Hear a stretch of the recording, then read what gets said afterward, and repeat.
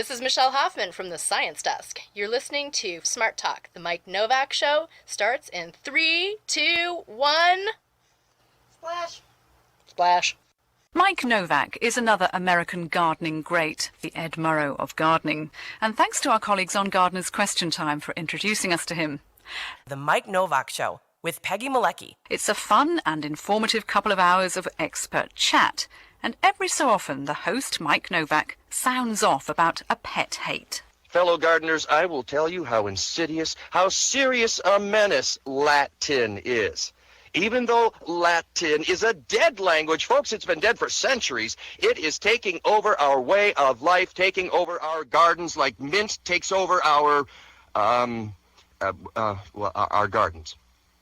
To that end, my fellow gardeners, I am hereby announcing that today's very, very truncated show due to Cubs baseball and all future shows will be in English only. Comprende? Believe me, fellow gardeners, it is for your own good. You need to be protected from trying to pronounce things like Chamaecyparis nutcatensis. On my show, that will never, ever happen. Good afternoon, and good luck. Mike Nowak signing off, the Ed Murrow of gardening.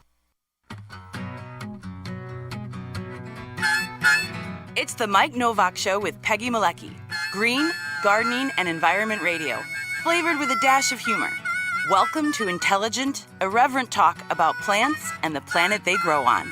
Your questions, comments, and participation are always welcome at 877-711-5611. Good planets are hard to find. Temperate zones and tropic climes. True currents and thriving seas. Wind blowing through breathing trees. Strong ozone and safe sunshine. Well, good planets are hard to find. Good planets are in demand. This hour is brought to you by Bartlett Tree Experts. Every tree needs a champion. Go to bartlett.com. Jet streams, perfect air. And here they are, Peggy Malecki and Mike Nowak. Well, good planets are in demand. Right. Hey, good morning. It's dark outside. We're having one of those. Not in Cleveland, where we're going to be going to, because I saw our first guest, Alec McLennan, just kind of glance out the window when I said that. So he's not getting what we're getting, which is some storms. My kitty ran under the couch, of course, for a while, and that's my dog's snoozing. See, Basil doesn't care, but Lagata's very sensitive, so Yes. we have to be. Treat her very well. So, she gets an extra treat because she's dealing with that today. But you know what? It's welcome, because in this part of the country, and it's something we'll be talking about with meteorologist Rick DeMaio later on in the show, we've been in a mild drought here. And it's interesting, if you look at a map, it's like this area like this that kind of goes across, I think from A swath. Yeah, it's a SWAT, because 90 miles north of us in Milwaukee, they've been doing just fine. And then south of us in southern Illinois, they've been doing fine. But I think this kind of goes west into Iowa, and I don't know if it even goes very far east. But it's been dry right here. Yeah. And who knew, because we set rain records in May. So that just shows you how things can change. And as Rick and I talked last week, it kind of sneaked up on us during the summer, and suddenly, holy smoke, things are wilting, and the grass turns a little bit brown, and we're going to talk to a man about that. In fact, today, to start the program, it's about lawn care, and and give him another. All right, we got all kinds of dings here. And as you know, my philosophy on lawns is, when in doubt, rip it out. Gone. But there are people who actually make a living doing this, and one of them is with us right now on the Zoom machine. See, I'm not trying to beat up on you there, Alec. I'm just saying that in the sustainable world, a lot of people say, the less lawn, the better, and you hear that all the time, don't you?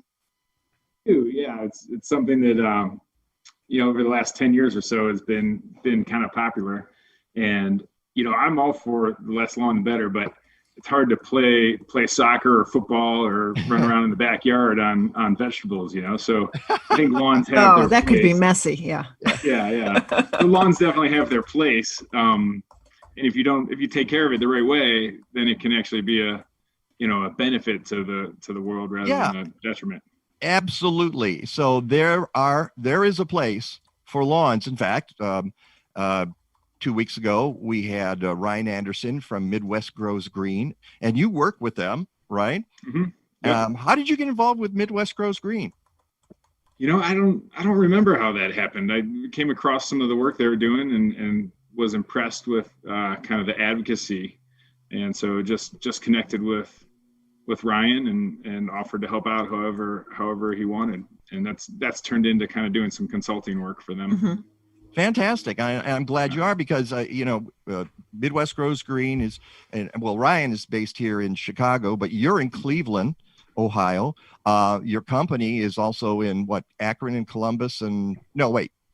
Yeah, we're in Columbus. Cleveland, Akron, Columbus, Indianapolis, and actually hopefully next year we'll be in Chicago too, somewhere.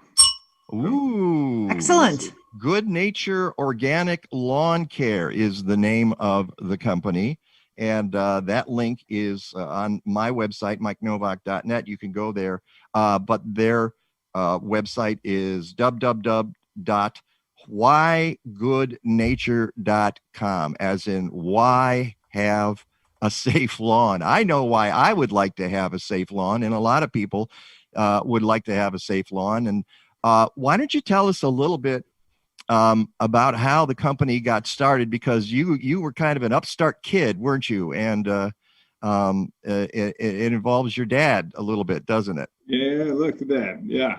So I'll break your Latin rule. I'll say tempus fugit. Time flies. It seems like it was just a little while ago that, but really it was about 20 years ago that I got into this. And I'll give you the kind of short, long story is that as a kid, I think I was a freshman in high school, and our biology teacher kind of came into the class one day and talked about how they were having trouble getting trout established in the streams in the metro parks near my school. And he kind of blamed that on all the fertilizers and pesticides that the people in the suburbs around those streams were putting on their lawns. Yeah. Then I came home to my kind of country yard that my dad used to have me put the Scott's 4-step on.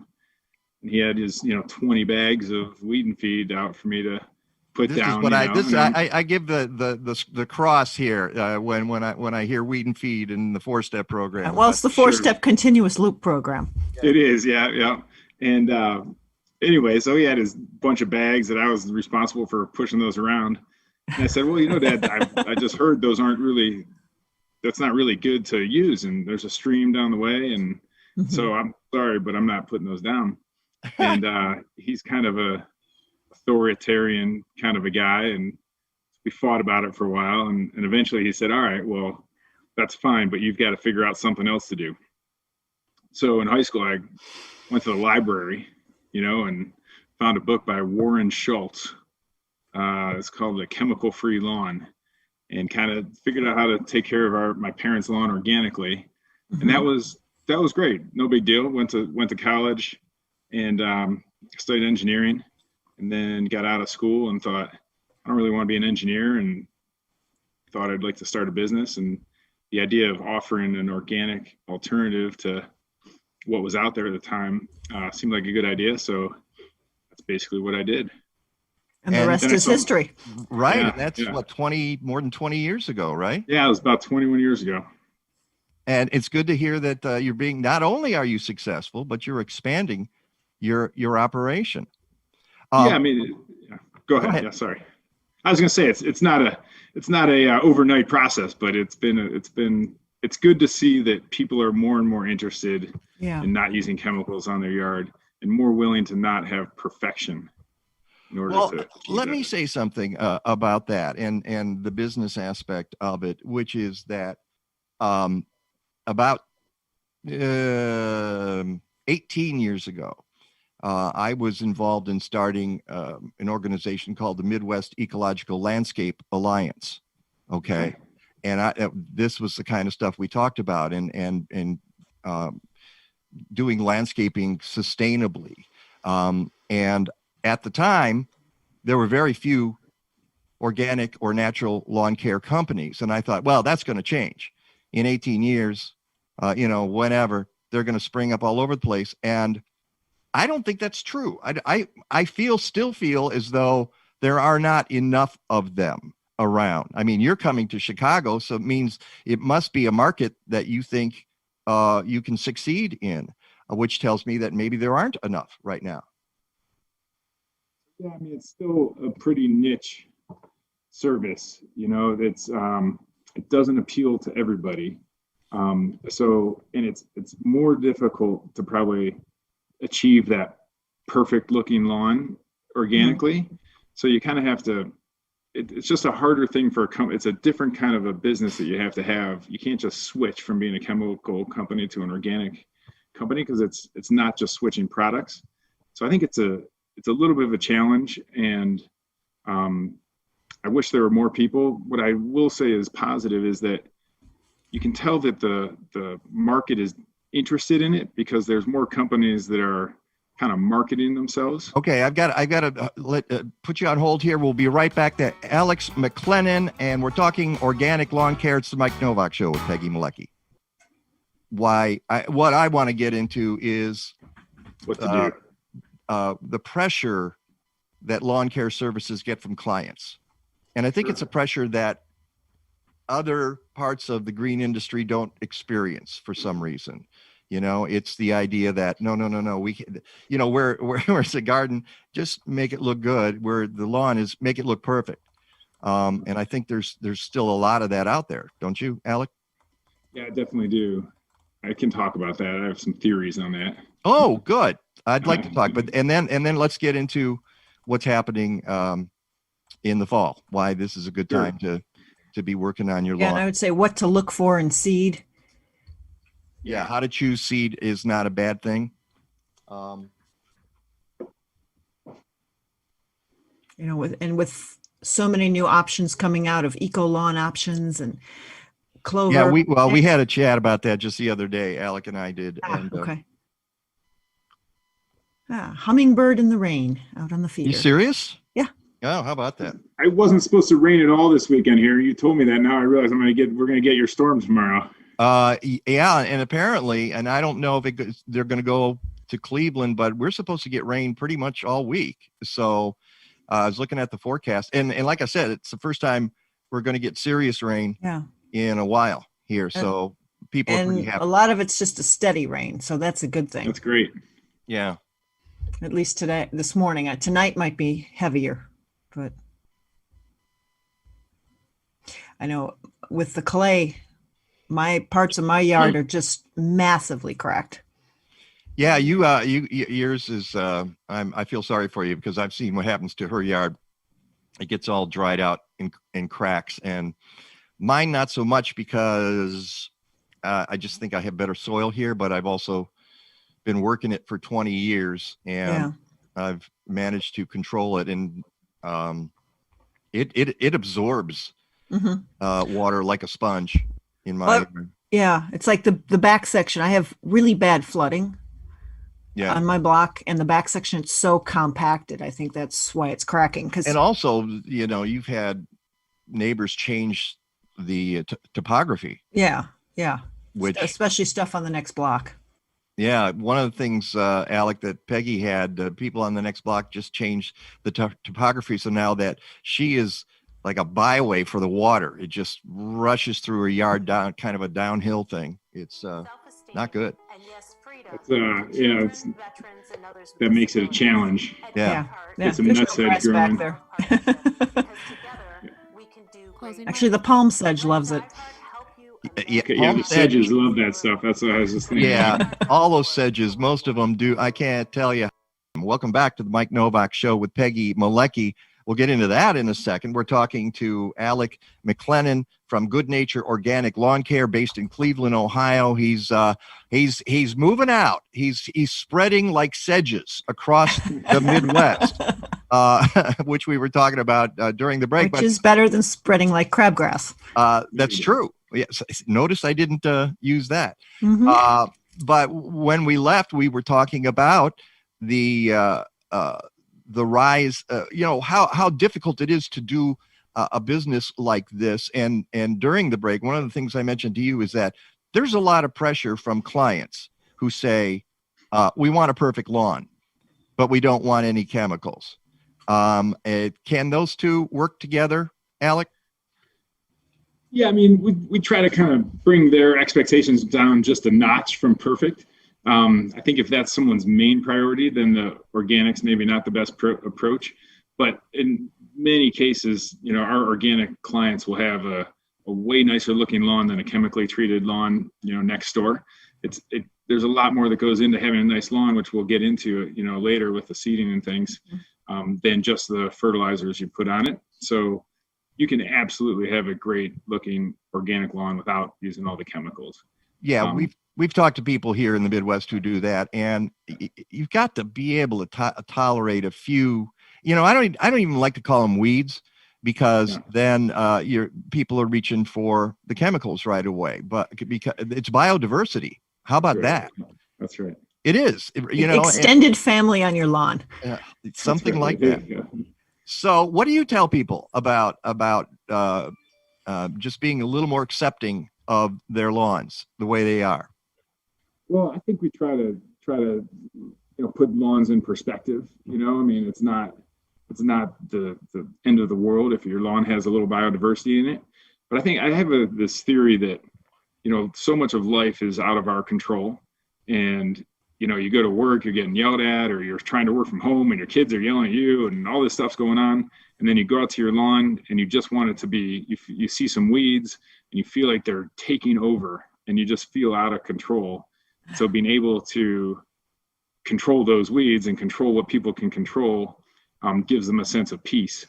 So I think that we just try to, like I said, talk them down off the ledge a little bit. And then there's, organic ways to help reduce those and make it nicer. So we do both. Yeah, it's a matter. You have to get them to relax just a little bit and understand what's going on, and if they can, their lives are going to be a lot better. They're going to feel much more comfortable. And what's behind the driving have to have the perfect lawn? Do you really need that? Once people realize no.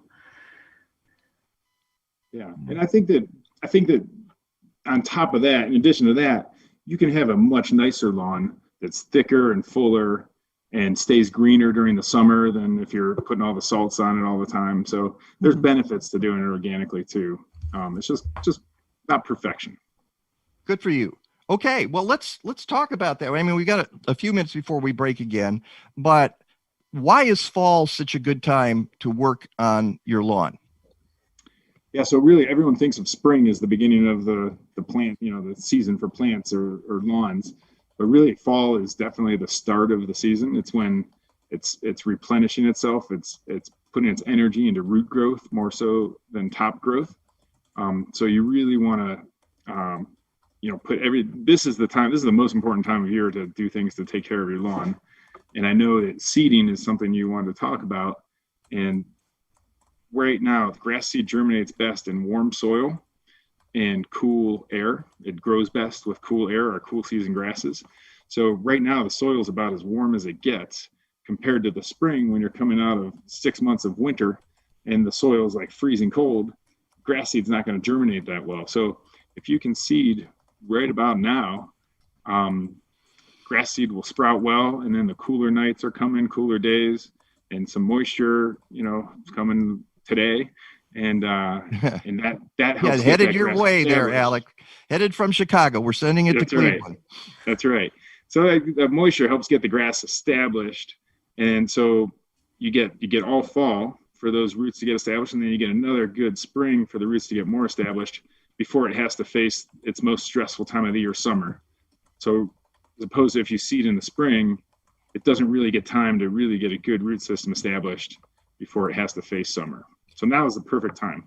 And we need to explain cool season grasses as well, because in the upper Midwest, this is what people grow in their lawns. I mean, if you're on the South, you're dealing with different types of grasses altogether. What are some of the cool season grasses, Alec? Sure. So cool season grasses that, typically get grown in the Midwest would be kind of the most predominant two are Kentucky bluegrass and perennial ryegrass. And then the group of fine fescues are kind of the most common. In the last 10 years, I'd say something called turf type tall fescue has become more popular because it's traditionally more of a transition zone grass. So more, a little farther south than Chicago, but the summers are getting hotter and it holds up a lot better than some of those other grasses in the summer. So you're starting to see that in more lawns throughout the Midwest. Will that nice deep root system. Will that perform with Kentucky bluegrass, or you do use it instead of? So initially the recommendations were always to not mix it, but we like to mix it with bluegrass. The seed mix we use is about 95% turf type tall fescue, 5% bluegrass. And bluegrass does a better job of spreading laterally. So, when you're out in your backyard and you're using your 9-iron and you take a divot, if it's just tall fescue, that divot's going to be there for a long time, or it's going to fill in with weeds. Right. If you have some bluegrass in there, bluegrass will spread to fill in that divot. And that's why people like it. But it is fussy and it needs a lot of care. We're going to continue this conversation. It's the Mike Nowak Show with Peggy Malecki talking to Alec McLennan about organic lawn care.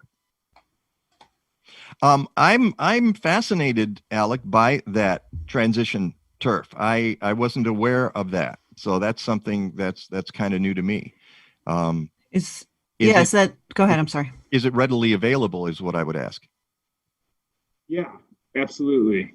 So I'm not, Chicago from a zone standpoint to Cleveland, I think is pretty close. You guys get a little bit colder winters, I think. I think so too, because we're on the wrong side of the lake. Yeah. You're protected a little bit by the lake there, Lake Erie, and Lake Michigan's on our eastern side, so we get those winds coming off the plains. And that's where it struggles in the winter a little bit. So But you made a really good point also and we've got about a minute before we come back, which is we're getting warmer. And the kinds of grasses that are going to do well here is going to change. Although that's still slow because, you don't want to have -10 in zoysia grass. So last winter was mild. This winter, who knows? So in Illinois, the extension site, they're mostly recommending bluegrass ryegrass blends, but they are recommending a tall fescue blend for high traffic. My baby's name is Busha. From Poland she did come to work out on Jones Island amid the sludge and scum. She wears a bright babushka and over shoes. She's a real hot mama for sure. That's why she keeps me wailing those old Malorganite blues. Those old Malorganite blues. Have you heard that one before, Alec? I never have. I love it. That's in honor of our friend Melinda Myers, who's on the show very often, and she is Malorganite sponsors her in a lot of things, and they were a sponsor of the show in the past. Do you ever use Malorganite? That was, back when I was talking about back in high school, that was the fertilizer I came up with. So yeah, I've used Malorganite. We don't use that on clients' lawns because, you know, they don't like the smell of it a lot of times, and the idea of sewage on their lawn is not, you know, conceptually doesn't sound as good. We call it biosolids. Yeah. Now. And I will be really honest with you. For a long time, I was not a fan. And then I went up and talked to their scientists, and I toured their facility, and I talked to other scientists about biosolids. And I've come to the conclusion that if we don't do something with our own waste, we're going to drown in it. We've already got 7 point something billion people on the planet. We got to figure out what to do with it. And Malorganite is an elegant solution to that. Totally agree. Environmentally speaking, it's a perfect solution. You know, you take a waste product and turn it into something that provides a benefit. So I totally agree with that. And I think there's for sure spaces that make sense for it.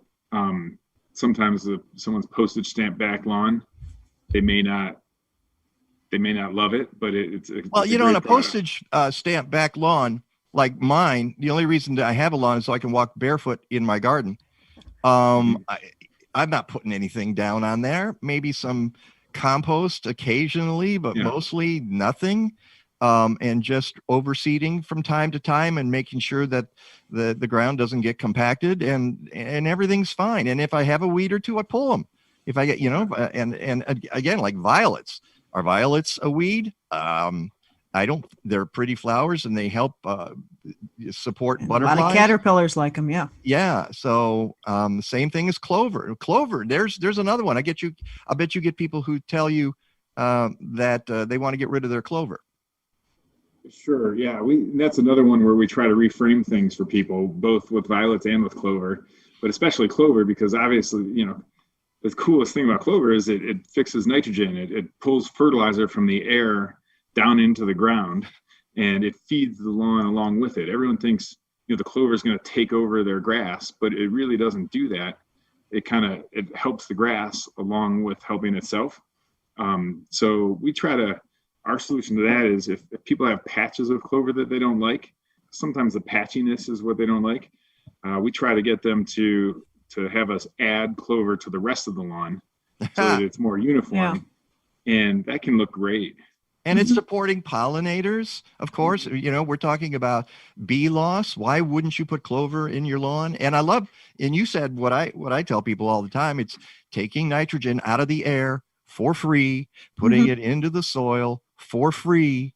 And so you don't have to buy fertilizer for your lawn. And it's again, adding biodiversity to your lawn as are the violets and other things like that. Peggy mentioned crabgrass before. Like, you know, clover, the way you prevent weeds in a lawn without chemicals is you shade the surface of the soil. So that's mowing it high if it's just grass. But if you add clover to it, you know, their umbrella kind of their leaves provide an umbrella effect and shade the soil. So you get a lot fewer annual weeds and a lot less crabgrass germinating just by having clover in your lawn. So you'd rather have crabgrass than clover than don't use clover. But if you like clover better than crabgrass, it's a great thing to add. Well, what about some of the more natural mixes out there that now have clover, but they might have yarrow and have some other low flowers in them? Yeah, so I think those are really cool. They haven't been super popular for us in Ohio, where I think people are still kind of tied to their lawns. Just making that jump to clover is a big leap. It's hard enough. You know, I found that talking to other seed companies, that the Midwest is a tough nut to crack. Cleveland, Chicago, Detroit, those people are still kind of into their lawns, whereas on the coasts, they've loosened up a little bit about this. If you go to the East Coast, you know, there's a multi-million-dollar home, you know, beautiful house, and the lawn is full of biodiversity, which in Ohio and where a lot of places we are, people wouldn't be comfortable with that. Yeah. Well, one of the things it's coming. Yeah, or they're afraid of what the neighbors are going to say. Yeah, but you know, the nice thing is we've started to hear more of, it used to be 20 years ago, is the neighbors are going to be mad at dandelions.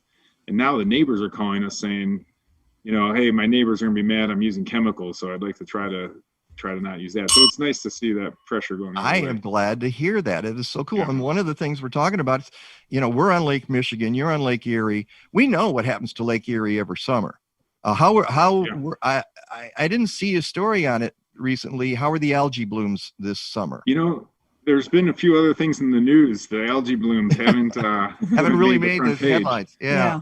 And actually, I don't know. I haven't seen them this year. They're not right outside of Cleveland, but traditionally, it's been a growing problem. Well, and it's generally on the western side, near Toledo. Mm-hmm. And a lot of it has to do with runoff Sure. from farms, definitely. And some runoff from yards, from people putting too much nitrogen. One of the things you talked earlier about the 4-step program, a friend of mine gave me this years ago, and it was Dan Costa, of course. And he's at a nursery in the Chicago area. And he described he and his buddies were sitting around one day, and they came up with their version of the 4-step program. Here's how it works. Step 1, apply lawn fertilizer with too much nitrogen, weakening your lawn to insects and diseases. Step 2, apply insect and disease control to cure the problems created by over-fertilization. Step 3, plant grass seed to repair the damage caused by steps 1 and 2. Step 4, return to step 1. Yeah. And that's pretty accurate. Yeah. It is. It's stunningly accurate. And some of these programs want you to do it not just 4 times a year. They want you out 6 times a year or something. And you sell more that way. And tell us about the problems with too much nitrogen in fertilizers, lawn fertilizers. Yeah. So, nitrogen is just a signal to the plant to grow. So in the spring, when you put down a lot of nitrogen to get that really green, kind of semi-artificial look, you're telling a plant that's already growing to grow faster. And so it grows its top growth at the expense of growing its root growth. And plants also have, if you imagine a pie, the 100%, they can kind of devote half of their resources to growing and half of their resources to defending themselves. And when you tell it, hey, I don't care about defending yourself, I want you to grow, then you shift its resource allocation. So now it's devoting 80% of its resources to growing and only 20% to defending itself. So you make it more vulnerable. Then in addition to that, you stimulate a lot of quick, shallow root growth because that fertilizer is so available right at the soil surface. And those roots grow like crazy, but really shallowly. And then they turn into thatch when they die. And that thatch keeps water from getting down into your soil, which makes your lawn, more shallowly rooted, and now has like a blanket on top of it that keeps water from getting down into the soil. And on top of that, that thatch is attractive to insects that damage grass, that like the anaerobic activity, like grubs and other insects. So you've kind of put down all this nitrogen, you've made your grass weaker with a weaker root system and attracted insects to it. So that's why you then need all those insecticides and all the other stuff, which are actually more toxic than the fertilizers are. Right. And so fertilizer's toxic. It's bad for the plant, as you explained very eloquently just now. Tell us, we've got like 2 minutes left. Tell us just a little bit about the chemical, the weed killers in there, weed and feed, which is pernicious, if you ask me. Sure. So by the way, I'm not an expert on the health effects of chemicals, but the main weed killer that's in every weed and feed program is 2,4-D. And, it's interesting, we talked about, but Roundup gets all the press right now. Yeah. For having some negative health effects. And there's definitely some there, but Roundup is used so ubiquitous. It's used everywhere. And that's, I think, why it's in the news. It's interesting that the LD50, which is how they measure toxicity of a chemical, right, is much lower, which means it's for 2,4-D, which means 2,4-D is about 10 times more toxic than Roundup. But you don't hear about 2,4-D at all. You just hear weed and feed, you hear about Roundup. So I would say that trying to kill the chemicals that kill the weeds but don't kill the grass are something you probably want to try to be a little bit careful of. Yeah. Yeah, you do want to be a little bit careful of it. And weed and feed is a clever marketing ploy. I once went to a garden talk and I said, why did they call it weed and feed? Guy raised his hand and he said, because it rhymes. And I said, that's it. That's part of it. But the other thing is nobody would buy it if they called it poison and synthetic fertility. So that's why they call it weed and feed. Listen, we're out of time. This was great, Alec. Thank you so much. If folks want more information, again, your website is www and then whygoodnature.com. whygoodnature.com. We're going to have to talk again. And when you come to Chicago, let us know. Okay. Yeah, we'll catch up. Thanks so much. Fantastic. Great being with you. Alec. Thanks for having me. All right. When we come back, we've got an announcement. August winners in the 60-second garden video contest. It's the Mike Nowak Show with Peggy Malecki.